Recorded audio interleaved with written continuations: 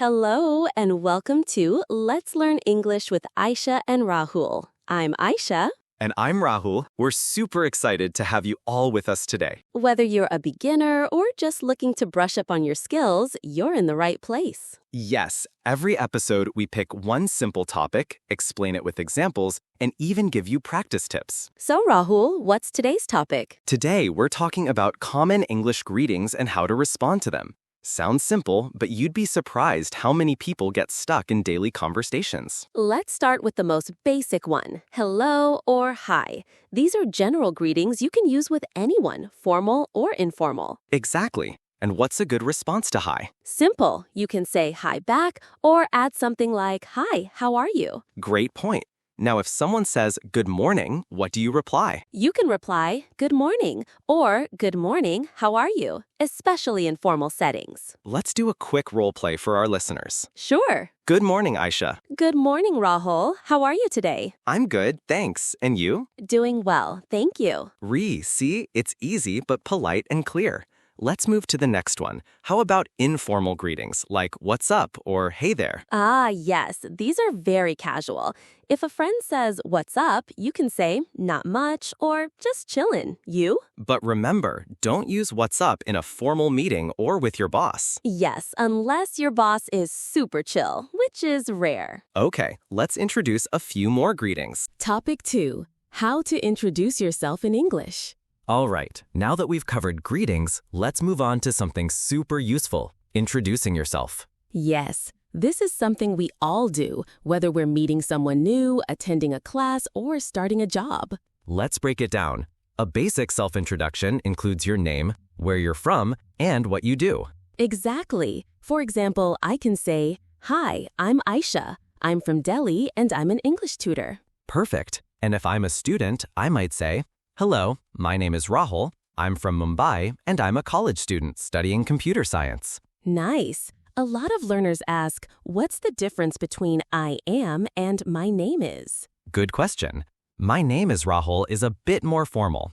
I'm Rahul is more casual, but both are correct. Let's give our listeners a small structure to follow. Something like greeting, hi or hello. Your name, I'm Aisha or my name is Aisha. Where you're from, I'm from India. What you do, I'm a teacher or I'm learning English. And you can always add more, like your hobbies or interests, depending on the situation. Yes, like I love reading and learning new languages. Awesome. Shall we do another role play? Sure. Role play example. Hi, I'm Rahul. I'm from Mumbai and I work as a software engineer. I enjoy playing the guitar in my free time. Nice to meet you, Rahul. I'm Aisha. I'm from Delhi and I teach English online. I love cooking and watching movies. Listeners, try this at home. Practice in front of a mirror or with a friend. And remember, confidence comes with practice. All right, ready for the next topic, Aisha? Of course. What do we have next? Topic 3, talking about your job or studies. Now that we've practiced introducing ourselves, let's dive deeper into one specific part of that, talking about your job or your studies. Yes, because after you say, I'm a student or I work as a nurse, people usually ask you more about it. Let's start with students. If you're studying, you can say, I'm a student. I study at Delhi University. I'm in my final year of BCom. I'm studying computer science. And if you want to talk about your subjects or interest areas, you can say, I'm interested in history and psychology. I enjoy learning about technology. My favorite subject is English. Let's do a quick example.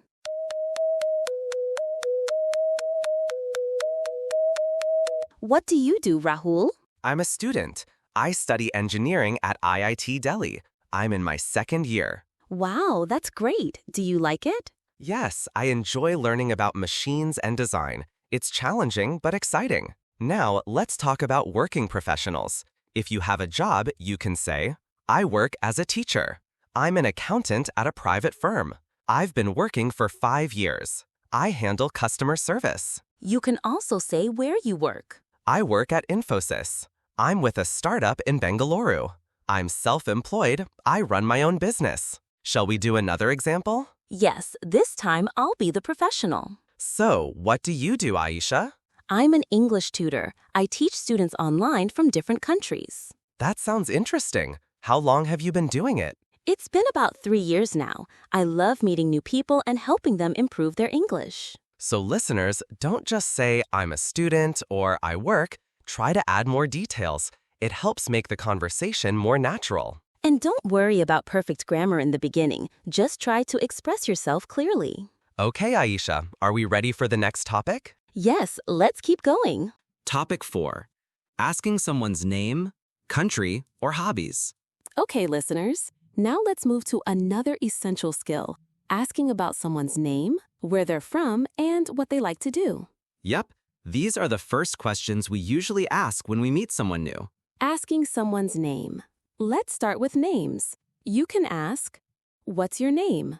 May I know your name? More polite. How do you spell your name? And common responses. My name is Rahul. I'm Aisha.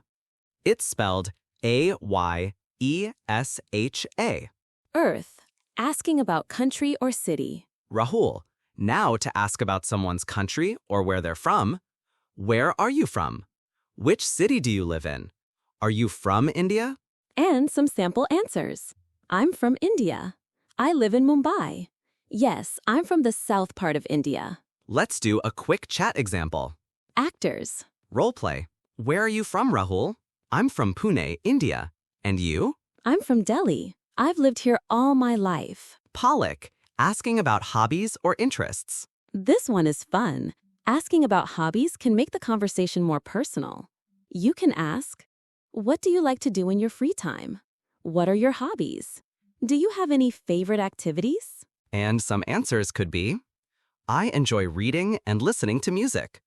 I love traveling and trying new food. In my free time, I watch movies or go for walks. Actors. Role play. What are your hobbies, Aisha? I love baking and painting. I also enjoy watching documentaries. What about you? I'm into photography and I enjoy learning new languages. So, listeners, remember, asking simple questions like these shows interest and helps you connect with others. And you don't need fancy vocabulary. Just start with what you know and build confidence. All right, Rahul, shall we move on to our next topic? Let's do it. Topic 5. Making small talk in English. All right, Aisha. Now let's talk about something that happens everywhere. Small talk. Yes, small talk means light conversation that helps people connect, especially with strangers or new colleagues. It's not about deep topics. It's usually about things like the weather, food, or weekend plans. Talking about the weather. Let's start with the most universal small talk topic, weather. You can say, it's really hot today. Such a nice day, isn't it? Looks like it's going to rain. Do you like winter? And response is, yeah, it's too hot to go outside. I love this weather. I hope it cools down soon. Mini role play, weather. It's so humid today, right? Yes, I feel like I'm melting. I can't wait for some rain. Talking about food. Next up, food. Everyone loves food, so it's a great topic. You can ask, what's your favorite dish? Do you like spicy food? Have you tried South Indian food? Do you cook at home? And reply like this. Yes, I love biryani. I prefer homemade food. I enjoy trying new restaurants. Mini role play food. Do you like street food, Rahul? Absolutely. I can never say no to pani puri. Same here.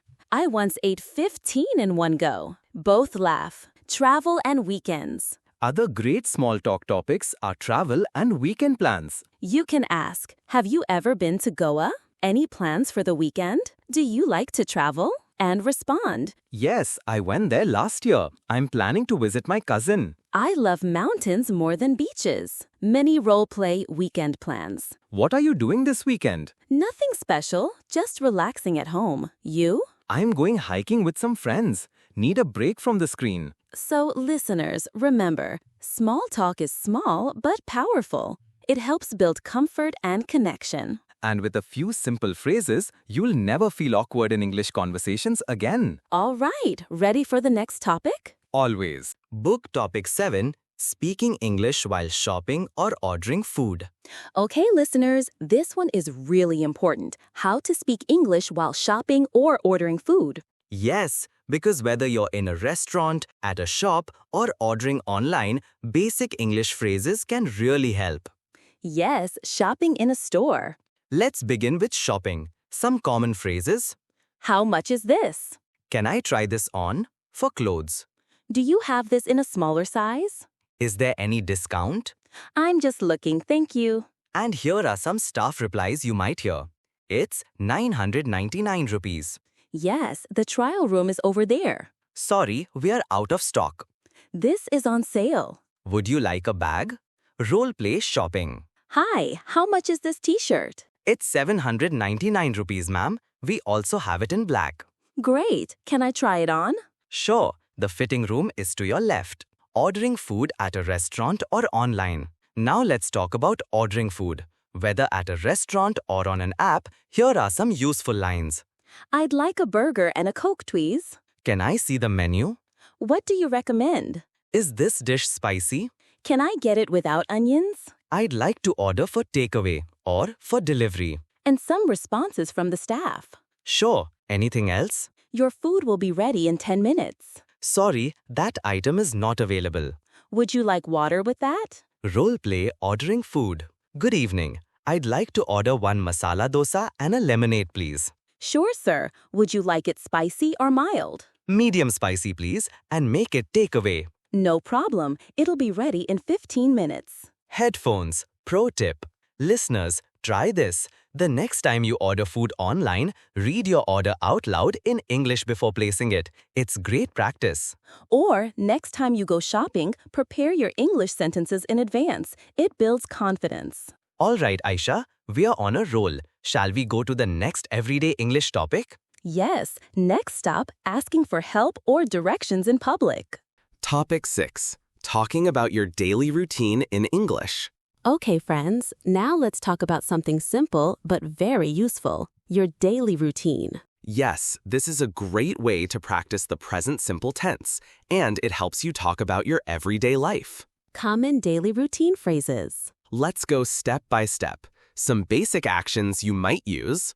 I wake up at 7 a.m. I brush my teeth and take a shower. I have breakfast at 8. I go to work, school at 9. I come back home in the evening. I watch TV and relax. I go to bed at 11. Simple, right? The idea is to keep it consistent and use time expressions like in the morning, at night, after lunch, etc. Asha, what's your daily routine like? Well, I usually wake up at 6:30, do yoga for 20 minutes, then I get ready and start teaching at 9. I work until 1, take a lunch break, and then teach again in the evening. What about you? I wake up around 7, check my emails, and then go to office. I usually return home by 6 p.m., go for a walk, and relax with a book or movie. Useful time words. Let's also mention some time words that make your routine clearer. Always. I always brush my teeth after breakfast. Usually. I usually go for a walk in the evening. Sometimes. I sometimes skip lunch. Never. I never drink coffee at night. Every day. I study English every day. And don't worry about using difficult vocabulary. Simple, clear sentences are the key. Try saying your routine out loud in English or write it in a notebook every day. Or record a voice note of yourself and listen to it. It'll help improve pronunciation and fluency. All right, Rahul, ready for the next practical topic? Let's go. Topic 8. Asking for directions or help in public places. All right, friends. Imagine you're in a new city, or lost at a mall, or just looking for the nearest metro station. You'll need to know how to ask for directions in English. Exactly. And don't worry, this is easier than you think.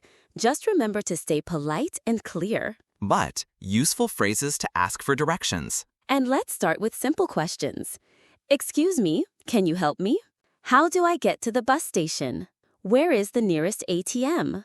Is this the way to Connaught Place? Can you show me on the map? And if you're using public transport, where can I buy a Metro card? Which platform is for train number 12807? How far is the airport from here? common responses. Now let's look at the kind of answers people may give. Go straight and then turn left. It's about 5 minutes from here. Take the second right. It's opposite the petrol pump. I'm not sure, sorry. Sometimes people use hand gestures too. So even if you don't understand every word, body language can help. Excellent. Practice role play. Excuse me, I'm looking for Green Park Metro Station. Sure, just walk straight for 2 blocks, then take a left. It'll be on your right-hand side. Thanks a lot. You're welcome. Politely asking for help. And sometimes you just need general help. For example, excuse me, can you help me with this form? I don't understand this sign. Can you explain it? I lost my phone. Can you help me find the security office? The key here is to start with excuse me or sorry to bother you. That makes it polite. Quick tip for practice. Try this at home. Imagine you're lost in a railway station and talk out loud. Excuse me, where is platform 1? This type of role-play practice really improves fluency. And next time you go out, challenge yourself. Ask something simple in English, like, is this the way to the food court? All right, Rahul, should we keep going? Definitely. This is getting more and more useful. Topic 9. Using English on the phone or in messages. Part 1. Talking on the phone. Let's start with phone conversations. The key is to keep your sentences short and polite. Here are some useful phrases when you're making a call. Hello, this is Aisha speaking. Hi, may I speak to Mr. Rahul? Is this a good time to talk? Could you speak a little slower, please? Can you repeat that, please? And here are some useful phrases if you're answering the phone. Good morning. How can I help you? Just a moment. I'll transfer your call. I'm sorry, he's not available right now. Can I take a message? Thanks for calling. Have a nice day. Phone role play. Let's do a quick phone conversation example. Hello, is this Rahul? Yes, this is Rahul speaking. Who's calling, please? Hi, this is Aisha from the English Learners Group. I just wanted to confirm tomorrow's class time. Oh, yes, it's at 11 a.m., right? Exactly. Thank you. See you then. Part 2. English for texting or messaging. All right, now let's move to texting. Whether it's WhatsApp, Telegram, or any chat app, English is everywhere. Here are some common friendly text phrases. Hi, just checking in. Are you free to talk now? Please let me know when you're available. Thanks for the update. Sorry, I missed your message. And when texting friends, you can keep it light and casual. No problem. Catch you later. Take care. Let's meet soon. What's up? Quick tip for listeners. Want to get better at this? Try writing 1 or 2 texts in English every day. Even if it's short, like, I'll be there in 10 minutes, or let's talk tomorrow. Or write your text first, then say it out loud. It's great for building confidence and fluency. All right, that was all about speaking and texting in English. We hope this gives you the confidence to start using English in your everyday phone and messaging conversations. Ready for the next topic? Of course, let's keep going. Topic 10. Expressing emotions and opinions in English. Hi again, friends. You're listening to the final topic of today's podcast, and it's a good one. How to express emotions and opinions in English. Yes, because English is not just about saying things, it's about expressing how you feel and what you think, and that's super important in daily conversation. Part 1. Expressing emotions. Let's start with emotions. Here are some useful phrases for expressing how you feel. I'm really happy today. I'm feeling a bit tired. I'm so excited about the weekend. I feel nervous before interviews. That made me really angry. And here are some shorter emotion words that you can use. Happy, Sad, angry, excited, nervous, relaxed, bored, surprised. confused. For example, I was confused during the meeting. Or, I'm bored. Let's do something fun. Part 2. Sharing your opinion. Now, let's talk about opinions. These phrases help you share what you think. In my opinion, learning English is fun. I think this movie is amazing. I believe practice makes perfect. From my point of view, the rules are too strict. I don't agree with that idea. And you can also agree or disagree politely. That's a good point. I totally agree. I see what you mean, but I feel differently. Sorry, I don't think that's true. Api, what do you think about learning English online?